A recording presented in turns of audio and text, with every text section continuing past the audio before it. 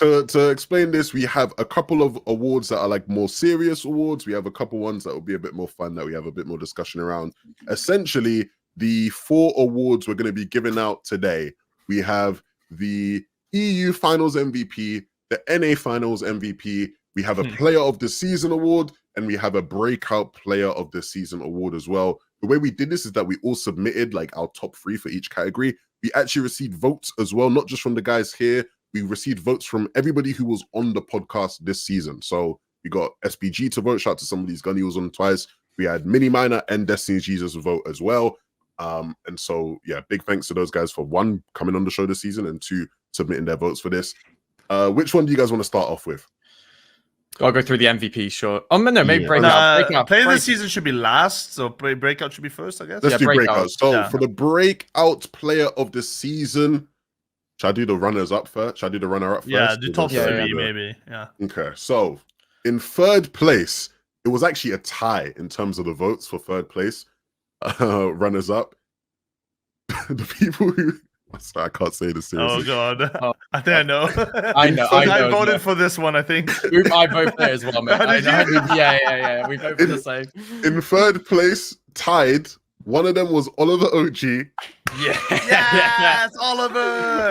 And the other one was Haris. I know who voted for that. It was definitely Harry. I actually did. I actually put Oliver OG as my 3rd place.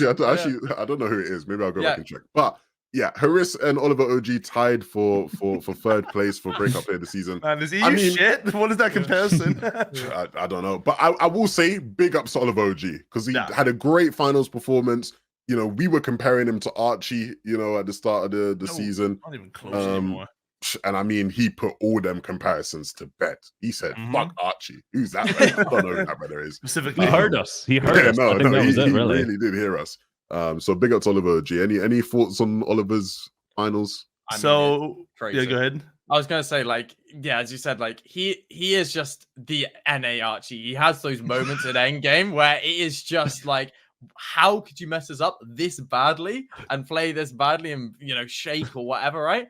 To get 12th in an NA Grand Final, it's not like it's like an OC or something like, it's an NA Grand Finals, like high level. It is incredible. I think like big ups to him. And the reason I put him in Breakout is like, he's gone from, well, he still probably might be a meme for some people, but he's gone from a meme to a serious player where, you know, he gets a placement like this next season. He's at Globals. Yeah. It's an insane thing to think about. I'd say it's a little disrespectful to call him NA Archie. Archie might be the EU Oliver at this point. You know, you put some respect on his name. Sure. Honestly, the one thing that I saw from Oliver at this, when I was watching him play Heat, was like, this guy plays like he's never played Fortnite before. Like that. I was watching him play, it's like he was getting hit from Surge, he was taking damage, he lost all of the shield. Larson was screaming at his ass like, bro, stop fucking taking damage, man. But then he was able to take that, compose it, and shout out to Quanti, by the way, because I know Oliver gave him a lot of credit for like that's the type of coaching he needs. He's someone that shouted him to stop being stupid, and he did it. So you know, follow your dreams, kids. There you go. Yeah. Shout out to Oliver. I mean, I think enough said about NA, but the fact that Oliver OG came 12th and Blake and Macwood came 11th, you know, crazy, right? Yeah. Crazy. New faces, not new faces, but like new faces. The original FNCS winner. He's reborn. He's reborn into a new man now. Okay. Bigger, I got so much respect for like guys like that who are still kicking it and will like have the random good placement. It's like, why is Macwood like still around? You know, like I love Macwood. Like that's my guy. Better things to do these days. Like, but you know what I mean? Like he's bro is still fine. I respect it. I respect it. The 2nd place runner up for Breakout Player of the Season was Sato. He received quite a few votes from all the different people. I mean, yeah, it's the last 2 performances in Grands have been great from Sato. He's been a great showcase of the talent he is and the player he is. And I think this one in particular, just towards the back end of day 2, yeah, the guy was just going ballistic. Yeah, he is, as Reece said, putting France back on the map It is, he is just like and France has been quite disappointing for a long period of time, and to finally have a French duo to perform, which whatever anyone says about French fans, whatever, having French players do well is good for the scene. It's good to have those fans in and around the conversation for maybe they're not winning, but in and around the conversation for LAN as they did qualify this season, and Sato, performing at the level he did is a huge props to him. I mean, French rogues are literally carrying Fortnite right now. M8 and KC, like those guys are bringing some real validity to the scene. I think the last one here for the winner is very surprising. Might be very mysterious. I really wonder who it is. Yes, and your winner of breakout player of this season is Chap. There you go. Big ups to Chap. Most important award, of course. Yes. It's the second place FNtasia. Yeah. I mean, look, Chap. There's so much things we can say about Chap. Playing in his first grand finals, the best placement in duos ever, or in EU FNCS duos for a player playing in their first season.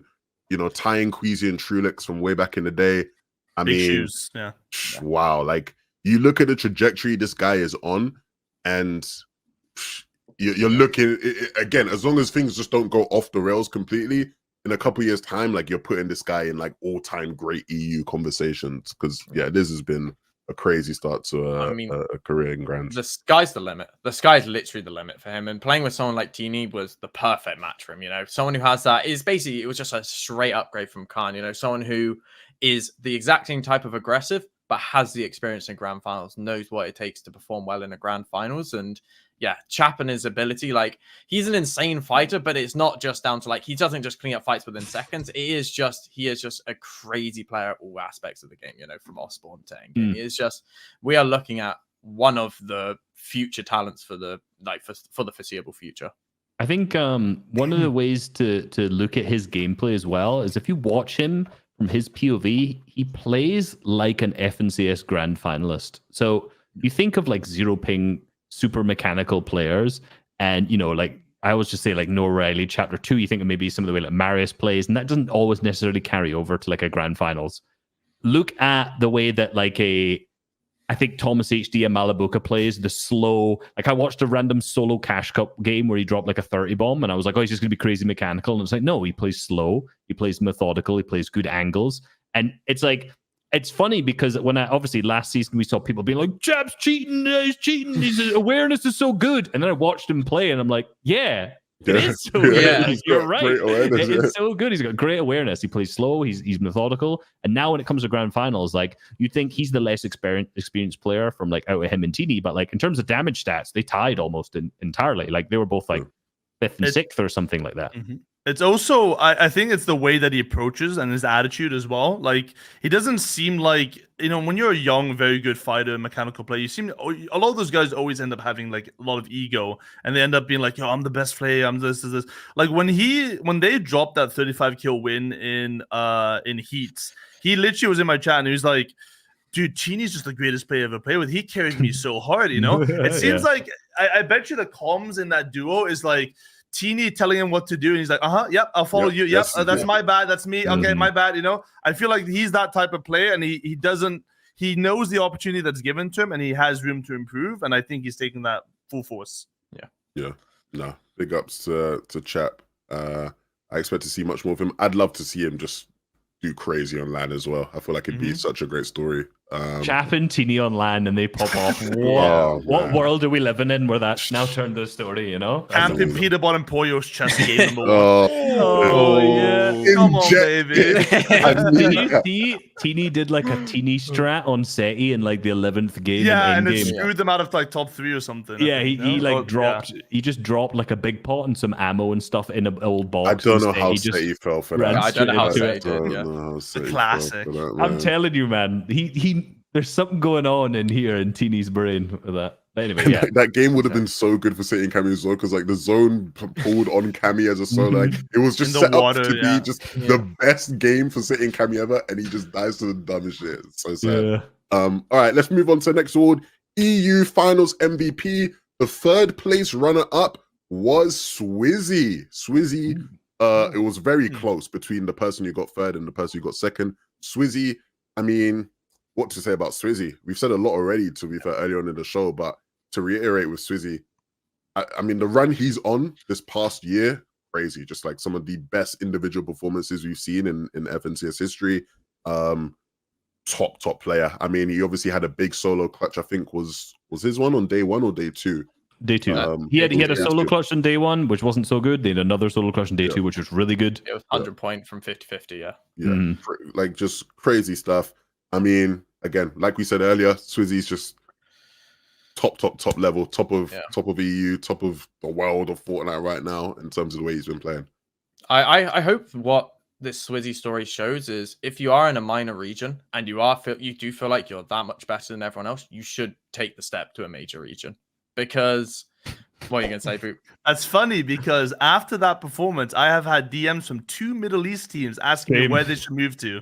Yeah. So like I think people realizing like, hey, my fucking region sucks. Like it's time for me to become Swizzy. So I think that's interesting. It's gonna be fun. Why wouldn't you? Because Swizzy has shown that it doesn't matter the region you're on. If you're good enough, like you are just good enough. Like he has shown he is one of the best fighters on the region. The skill ceiling for him is so far beyond like a lot of the top players we have right now. And I just wonder, like, as you said, Boop, Middle East players, Asia players, hopefully Alex and whether we talked about them, moving to big regions to try and make a name for themselves or just get better practice for themselves.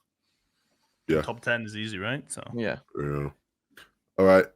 In terms of the person who came second place, and like, I mean, it was very close between this person and Swizzy. It was like when you're adding up the points, it was like a 1 point difference. Cammy came second place, the runner-up for FNtasia EU Finals MVP. I mean, Cammy was just incredible, man. Some of these solo clutches, just the overall like performance from Cammy, it felt like he was doing so much. You know, when you watch the games and when we saw them, the little we saw them on the broadcast, it was always just something you could big up Cammy on. I made a TikTok from a moment from day 1 where it was a game where he was like solo almost like the whole game. Like he had to play solo for like, you know, it's like 6 bloody zones or something, maybe even more than that, actually. But he's rotating through and it's just like the most big dick rotate ever. I know the one. It's like he's like invisible. His mic provides like Thomas is holding that side of the zone and like nobody shoots him once and he doesn't build. And I'm like, okay, he's gonna have to build in a sec, right? Yeah. Okay, we know he's gonna have to build in a second. Like, and he just didn't build, and then he just runs in perfectly into zone. He plays out the rest of that end game. Again, it's just similar stuff where he's just running around in like the moving zones, and it's like nobody can see him. I just didn't get it. And he always seems to have those kind of moments in every Grands, every EU big tournament. Cammy's just incredible, man. I think this season has been one of my favorite seasons from Cammy, like watching him, because you know you go from thinking and theory crafting about the water bending, you know, to this FNCS Grands where I feel like this is one of the best Cammy has played individually for an FNCS Grand Finals. It did feel like he was putting the weight of the duo on his back and he was performing every single game. He was solo clutching to the maximum every game, and you know, his as we saw, the damage stats for him are insanely high. And I think you saw by his tweet afterwards how disappointed he is. He probably felt there was so much more in the tank there, potentially for a win. I was going to make... Go ahead. Oh, your camera's got up, but it's not for a second there. But yeah, I was going to say, like, this was the season where, like, you know, I feel like Cammy was so disappointed by not winning. He made a tweet which was basically along the lines of "fuck the wings," which I thought was very funny.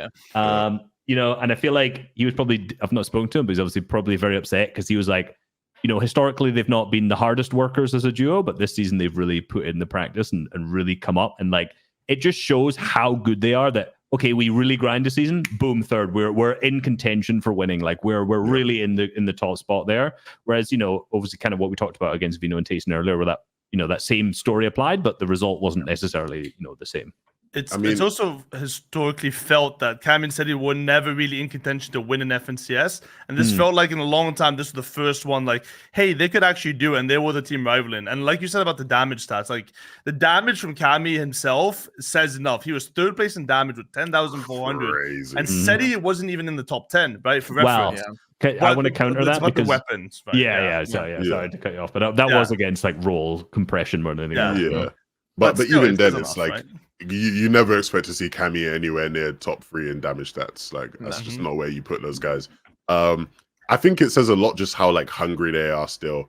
I mean, it feels weird that they've not want to do FNCS. Online, like that just yeah. that feels weird, especially with, again, like you said, like how well they've done in the like international lands. It's like the fact that they've still haven't won to do FNCS feels very weird. But I want to caveat, right, because I saw a comment which I think was one of the dumbest comments I've ever read, where it's like, are you not going to mention that Cammy and Seti have never come top 3 in an FNCS online before? And I'm like, yeah, they placed 5th, 9th, 5th, 4th, 5th. It's like, you know, some of the most consistent. Then they and won best a land and they placements. came second in the other land. Like, bro, you're like, you have to nitpick a stat so much to be able to say they've not come top 3 in an online. Oh, now they have, obviously. This season, which is also quite funny. But, yeah, I thought that was funny when we were doing our prediction stream.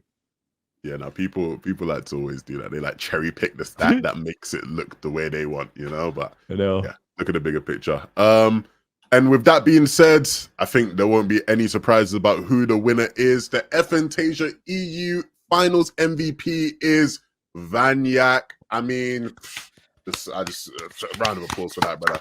The way that brother played, hey, crazy. Before we talk about Vanyak, I had a discovery this weekend. Shout out to Julia, who does like the socials for FNCS, or she used to. I think she stopped now, actually. But she is Russian, and she told us that Vanyak's name isn't Vanyak. His name is Vanya, and then the kek is like lol in Russian. Yeah. His name is just like Vanya lol. But for years, we've all just called him Vanyak. And I've met him in person. I met him at, Gamers 8 last year. And I was like, yo, Vanyak, man, what's up? And he was like, yo, what's up? Like, he never like was like, by the way, my name's actually Vanyak. It's Vanya. So, but yeah, I don't know. To caveat this, I got this comment on YouTube when I talked about them, right? And I was like, is that true? So I went on his Twitter and I started sliding because I was like, surely his org would tweet him as like Vanya or at some point or something. They all said like Vanya Kick or whatever, right?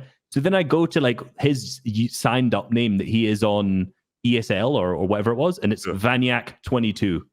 I was like, so maybe it is. I was like, maybe he's been gaslighted so far into believing it now. But honestly, that might be like the thing, right? Everyone just calls him Vanyak, so he might just be like, because what I did when like I got told that, I was like, I went to check on every social if he's always Vanya Kek. I was like, is it always Vanya Kek on everything? And for the most part, like it was. So I was like, damn, wait, it's never just been like Vanyak on anything. So I was like, if you're saying it is on ESL, then maybe it is. But yeah, I don't know. It's still up for. I might DM him and ask him. Yeah, we should just ask him. Should we call you Vanyak or Vanyak? Yeah, like we should just ask him. But for the rest of the segment, I'm just gonna call him Vanyak because that's what I'm used to. If it helps, he's playing with someone called Senyak 888 right now. No cake. Okay, well, it's getting juicy here. I mean, what a performance from. I think it's a well-deserved finals MVP. Some of the solo clutches he had were absolutely huge. I think a lot of people are probably just happy because, for me personally, when people ask me like, as a caster, like who are your favorite players to cast over? He's been one of mine for years now because he just always provides some of the most entertainment moments in the grand finals. And I'm so happy, found a duo in Swizzy that gave him the potential to win in FNCS because, it didn't feel like he had that with Kami in the past and other people he's played with. It's been a long time coming from, right? Like we knew the potential of this guy with that incredible 10+ kill solo clutch back and when he played with Kami. It felt like he's never really been given an opportunity with an actual like top tier Russian speaking duo. No disrespect to Kami or Sined, both great players, but like he's on another level. If you make someone like Swizzy the second best player on the team, then you already know like you're actually insane, right? So very well deserved, and it's been a long time coming from for sure. And to sort of add to what you're saying there, I don't know if I think that Vanyak is better than Swizzy, but at least it's the question to me. This is the first time where there's ever even that question with his duo partner, where he's just very not like obviously the best player on his team, which and the fact that as soon as he gets that, it's just like a win is just crazy to me. Like I think it's like I said this kind of when I was doing my predictions, they just have both so much individual skill And I think that really showed in the amount of like when they were set up for a solo clutch, both Swizzy and Vanyak, the reality was they performed. They got crazy good solo clutches, tons of points saved up. And like the way in which they solo clutch, like the Vanyak, the 2 solo clutch he did, one of them was just hide and seek, sneaking about, doing some that weird one was shit. insane. That one was their movement and the awareness in that was so good. And then the final one, we ended up winning with like the wing strat onto height onto TD was like in that moment, like how do you even like think that bro? Unreal. He's crazy. Unreal. Like his first exit wasn't even to like reform. There was like a big brick in front of him. I thought he's gonna farm that brick, and all of a sudden the camera just pans to high ground and he's just going up. Yeah, it's insane. It's like he farms the brick, places the ball, Instagram is man. Yeah, he is becoming one of the players with the biggest clutch potential out of any player we have on EU. Like every single finals we have, it feels like he just has some insane clutch that should just never happen. Yeah, every time. It's so consistent. So consistent. Big ups to Vanyak. I'm really excited to see how these guys continue to do. We finally, again, like we said earlier, we finally get to see Swizzy on LAN. Them two, I'm sure they'll keep cooking. Hey, if you enjoyed that video, you can watch the full podcast right here. Just click on it, watch the full episode. You've already watched this video. You might as well watch the full podcast right here. Go on, click it.